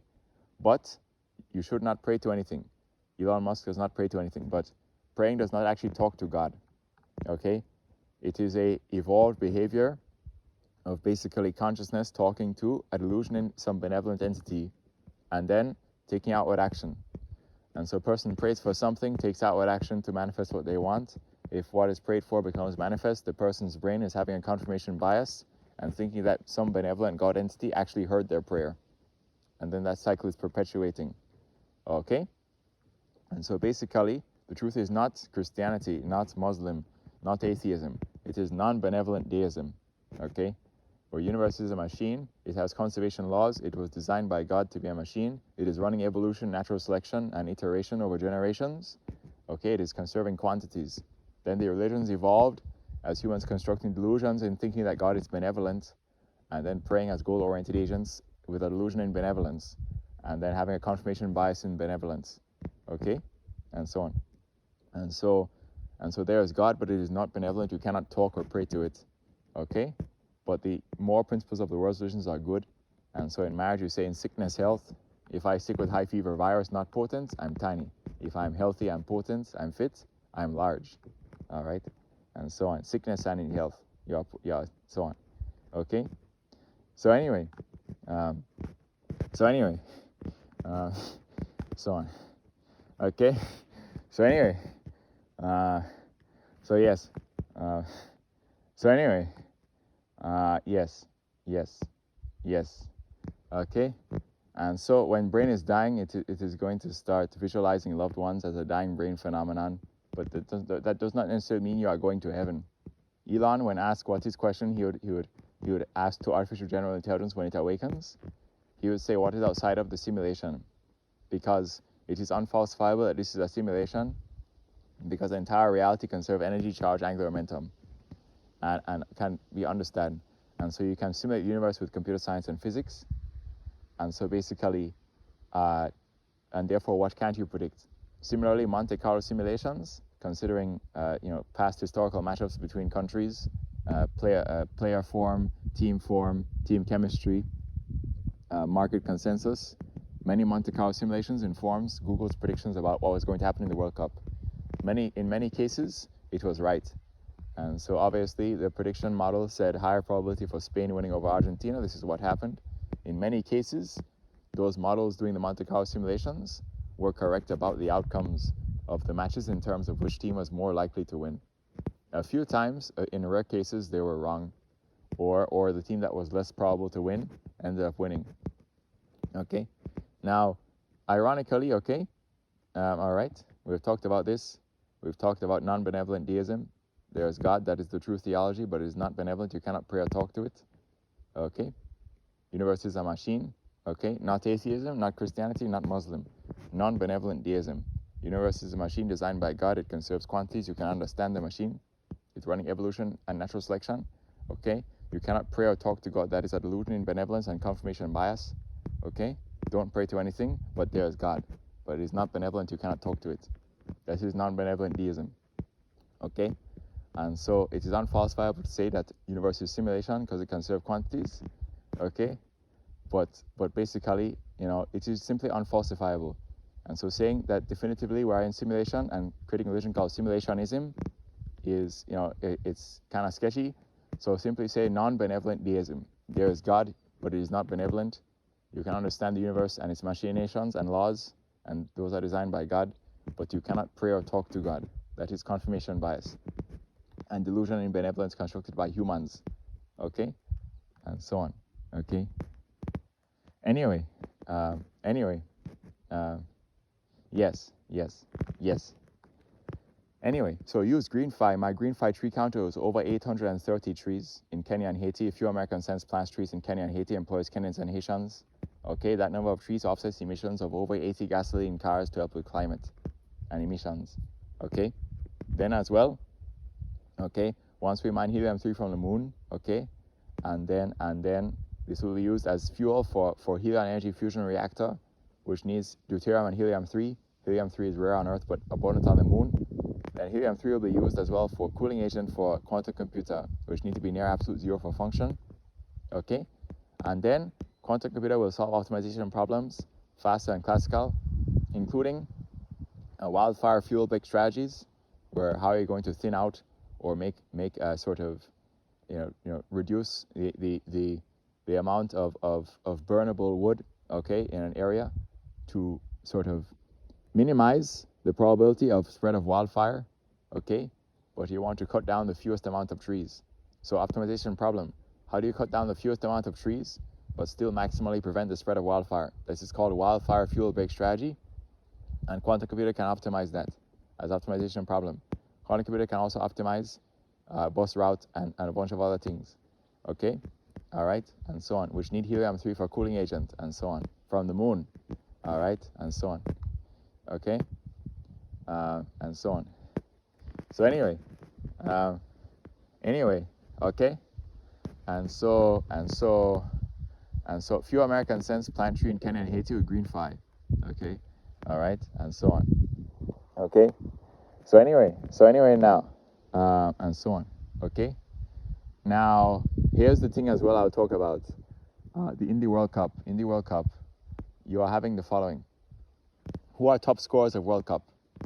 Kylian Mbappe, France. Messi, Argentina. Erling Haaland, Norway. Harry Kane and Jude Bellingham from England. Is a single one of those top scorers from Spain, which is the team that won? Answer is no. And so Spain lacks a real world-leading goal scorer. Okay, that is a goal machine. But they have the best philosophy in terms of unstoppable, okay, possession and ball retention, okay, high pressing when the opponent has the ball to win the ball off them, okay, a midfield that is extremely strong with the likes of Pedri and Rodri and Fabian and Fabian Ruiz and so on, and this, that, and the other. All right. And then they have defenders like Kubarsi, who's a brilliant young defender, okay? And so in Spain, even the defenders and center backs have ball control and passing capabilities as if they are midfielders, okay? And so on. And so the Spanish midfield and defense, in terms of defensive strength and structure, ball retention, high pressure to win the ball off the opponents, okay? Keeping possession, the players cannot get the ball. Dominating possession, having a very strong defensive structure, was invincible, okay? And so on and so forth, right? And so basically, okay, Spain does not have a world-leading goal scorer. They simply have the best team with the strongest defensive and midfield structure, the best high pressure to win the ball off the team, the best ball retention and possession, okay? An extremely technical midfield with ball retention, dribbling, and passing, and even the center backs have excellent ball control and passing as if they are midfielders, okay? Okay, and that ended up being the winning strategy or winning formula, okay? And so all the players in the world who are the top scorers from different countries, they never won. Spain, which does not have a player even among the top 5 goal scorers in the whole tournament, won, okay? And so basically, How is this possible? How could Spain win, but they do not even have an attacker that is among the top 5 goal scorers of the tournament? Because they have the best team. All right, and so on. All right, in best midfield, best defense, best ball retention, best possession, most technical defenders, okay, and best philosophy. All right, and so tiki-taka as well, wing backs, right, run up, okay, and so Pedro Porro versus France scored tiki-taka goal with Olmo. Pedro Porro is the right back, and so Olmo drew tiki-taka with the right back, okay, and so on, okay. So anyway, and so in tiki-taka formation, the fullbacks run up to attack, and so Pedro Porro score, and so on.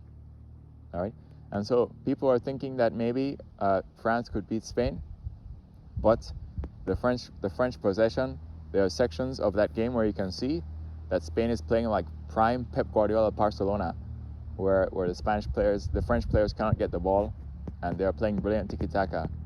And the brilliant French attack consisting of Mbappe, Olise, Dembele, Doué cannot get the ball, and they are tired and they are not motivated and they are getting shut out of possession, and so on, okay, and so on and so forth. All right, and so on and so forth. All right, and so on. Okay. All right, and so on and so forth. Yes. Yes. Yes. All right. Okay. And so on. Anyway. Okay. So yes. So anyway, as well, the French national team should not even be called France. It should be called just North Africa, because so long time ago, a bunch of people migrate from North Africa to France. Okay, because basically France has colonized sections of North Africa, and so then those North Africans migrated to France for a better life, and also because France needed workers from North Africa.